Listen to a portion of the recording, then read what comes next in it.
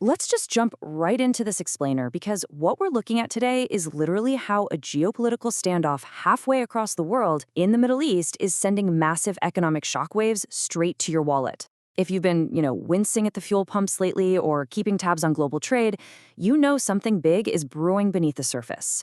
Today, we're not just rehashing the politics, we're connecting the dots. We're going to look at exactly how diplomatic deadlines in Washington and Tehran dictate the price of goods in your own neighborhood. To break this all down, we've organized this explainer into 5 key parts. First, the 1-month ultimatum. Second, choke point, the Hormuz blockade. Third, the global oil shock. Fourth, the Pakistan bypass route. And finally, a shifting global order. All right, Section 1, the 1-month ultimatum, high-stakes diplomacy and shifting objectives. Let's see what kicked this all off. To really understand the catalyst here, they've got to look at the U.S. perspective. Donald Trump recently put out this statement regarding Iran's negotiation proposal, and honestly, the framing here is what's absolutely crucial. He's framing the conflict not just around, immediate nuclear capabilities, which is usually what we hear about, but as a historical settling of scores stretching back over the past 47 years. The U.S. administration is basically signaling that just making a deal for today, that's not going to cut it. They perceive this massive historical debt that needs to be addressed before moving forward. But on the flip side, analyst Valley Nas points out this really fascinating diplomatic ripple effect to that kind of approach. He argues that shifting the focus to human rights records over the last 47 years, well, that opens a pretty dangerous global Pandora's box. His point is, if wars and blockades can be justified by decades-old historical grievances, then countless nations, especially in the global south, could just take that exact same logic, reopen their own files on colonial abuses, and line up to wage wars to settle their own historical scores. It's a huge shift in the diplomatic rules of engagement. Which brings us to the response. The crucial point here is this incredibly strict timeline Iran has just laid out. They've essentially handed Washington a ticking clock, a 1-month deadline. Iran is flat out demanding that the U.S. military completely lift its naval blockade and reopen the Strait of Hormuz within month 1, period. Only after that happens, in month 2, will they even consider beginning nuclear negotiations. So they're firmly putting the ball, and the pressure, right back in the Pentagon's court to make the very first move. Moving on to Section 2, choke point, when the oil stops flowing. Let's look at the physical reality of this standoff. 0. Just let that sink in for a second. For the first time since the 1991 Gulf War, Kuwait exported exactly 0 barrels of oil in April 2026. Absolutely nothing. Not a single drop left their ports for international markets.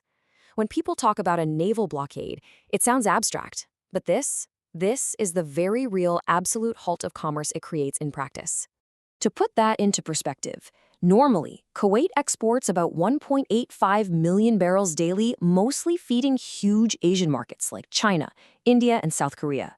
But because the Strait of Hormuz became completely impassable due to this blockade, the Kuwait Petroleum Corporation literally had no choice but to declare force majeure on April 17th. I mean, imagine being a nation that relies on oil for 50% of its entire GDP and a staggering 90% of its government budget, and suddenly you are completely unable to ship your main product. It's an economic earthquake. And that brings us to Section 3, the global oil shock, the true costs of a geopolitical choke point. Okay, so here's where the data from the Spectator Index shows exactly how a distant naval blockade hits your own wallet. Look at this. Since January 1st, global gasoline prices have spiked a staggering 110%. Heating oil, up 86%. Brent crude and European gas are soaring too. So we're not just looking at a political disagreement on paper anymore. It is a massive inflationary wave crashing over the entire global economy, making literally everything, from manufacturing down to your morning commute, drastically more expensive. And the market is bracing for even more tightening, compounding the anxiety. Well, Kuwait's overall daily production tanked from 2.7 million down to 1.2 million barrels by May. 7 OPEC nations, and we're talking heavyweights here, like Saudi Arabia and Russia, are stepping in. Starting in June 2026, they're preemptively cutting an additional 1.88 million barrels of daily production. Now, they're doing this to artificially stabilize these totally chaotic markets, but the bottom line, it inherently means global supply is going to remain incredibly tight for the foreseeable future. Meanwhile, right in the middle of this massive squeeze, we're seeing these wild, micro-level evasions. It's like a high-stakes cat-and-mouse game. Take this, for example. A massive Iranian very large crude carrier carrying 1.9 million barrels of crude worth roughly $20 million just turned off its tracking systems. It vanished near Sri Lanka, completely slipped right through the military blockade, and was eventually spotted safely traversing Indonesia's Lombok Strait. It's a phantom ship, basically, circumventing the whole system. Let's pivot to Section 4, the Pakistan bypass route, redrawing the supply chain map. So how does Iran survive a blocked sea? Well, to mitigate the blockade, they've executed this brilliant logistical pivot. They're completely bypassing the ocean by tapping into Pakistan's infrastructure. Here's how it works. Goods now arrive at Pakistani seaports like Gwadar, Karachi, or Qasem. From there, the freight is loaded up, transported via secure land routes, and eventually crosses right into Iran through the Mirzawah and Taftan land borders. It's an entirely terrestrial lifeline. And the thing is, naval ships simply cannot block a road. As their relations with the UAE cool down significantly, Iran is actively redrawing its supply chains on the fly.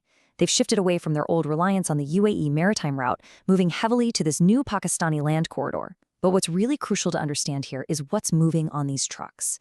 This route is specifically for imports, critical items like food and medical supplies that the nation absolutely needs to survive.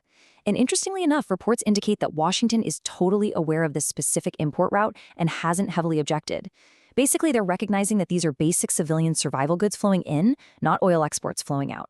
Finally, let's look at Section 5, a shifting global order, how the rest of the world is reacting to Washington's squeeze. Zooming out, the traditional U.S. dominance in these matters is being heavily challenged right now.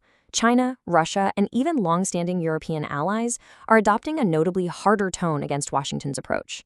Actually, many analysts are noting that the U.S. is increasingly backed into a corner here. They're facing a really tough choice. Either launch a highly risky, potentially impossible military operation to fully enforce this blockade, or swallow their pride and accept a deal with Iran that they consider deeply flawed. The big takeaway? The window for uncontested U.S. decision-making, where Washington just dictates the terms and the rest of the world follows, has significantly narrowed. This whole situation, it's not just about a single strait or one isolated country. It's about the entire global system adjusting in real time. So I want to leave you with this final provocative thought to chew on. What does this narrowing window of U.S. dominance mean for the future of global trade and diplomacy? Just consider how quickly alliances and supply chains shifted in literally 1 month. Keep that in mind the next time you see gas prices jump at your local station. Thank you for joining me for this explainer. I hope this really helped you map out the massive moving parts behind today's headlines. Catch you next time.